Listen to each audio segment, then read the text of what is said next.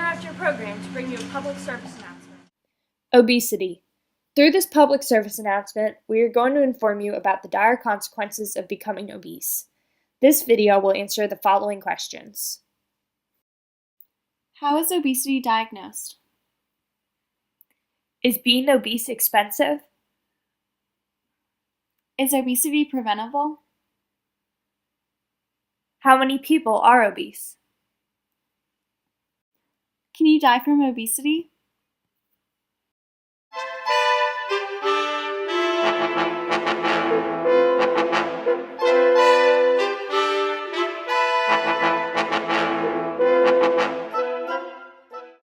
Between the years 1980 and 2000, obesity rates doubled amongst adults.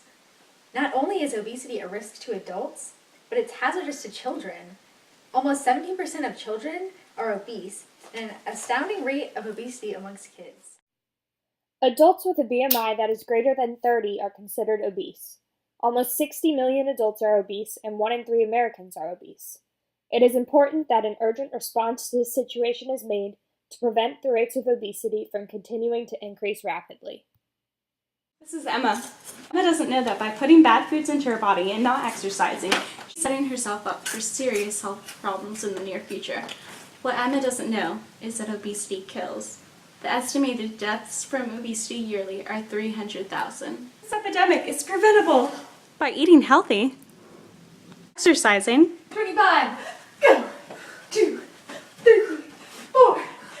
Great, Emma, keep it up, go, go, go. It's very important to treat the obese and give them the help they need.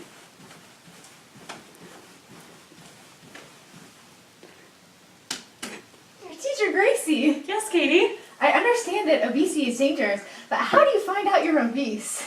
Well, Katie, obesity can be diagnosed with a few tools. The first thing to look at is a BMI. A BMI over 30 means that you're obese.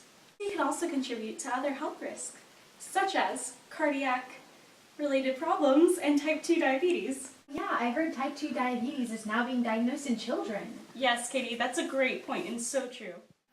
Currently, the United States is working on managing their obesity rates. However, many do not practice healthy habits, which can prevent obesity from early on.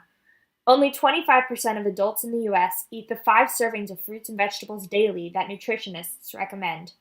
Over 50% of adults in the U.S. do not engage in physical activity, and over 33.3% of adolescents do not engage in enough physical activity. The cost of managing obesity in the United States is also about $75 billion as of 2003. In the last 20 years, yearly hospital costs related to obesity have tripled.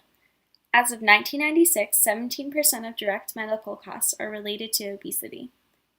Obesity is not only a lot of money spent, but it is preventable with the aforementioned exercise and healthy eating, before it is too late. Gracie? What? Obesity Can also be transmissible, as some children inherit the metabolic rate of their parents and are more prone to becoming obese. Like this, it's still important for obesity to be treated and encourage a healthy lifestyle. No matter what, it's important to surround yourself by the right environment. Many food environments have been called toxic by scientists. If the environment supports obesity, the risk of becoming obese is much higher. Chemicals like PBTs or POPs have been known to positively correlate with obesity if they bioaccumulate. Certain medications can also be given to obese patients, but it is hard to give them the correct dose of certain drugs since these drugs are prescribed doses according to normal weights. Another problem with medicating obesity is that it increases the likelihood of gaining the weight back. 95% of people who are obese and lose weight gain it back. Back to Emma's story. As you can see, by taking proper care of her body, Emma has not only permanently decreased her BMI, but she can now live a healthier and happier life. There's hope for everyone in this world. Squat break! It could have been a different ending to Emma's story.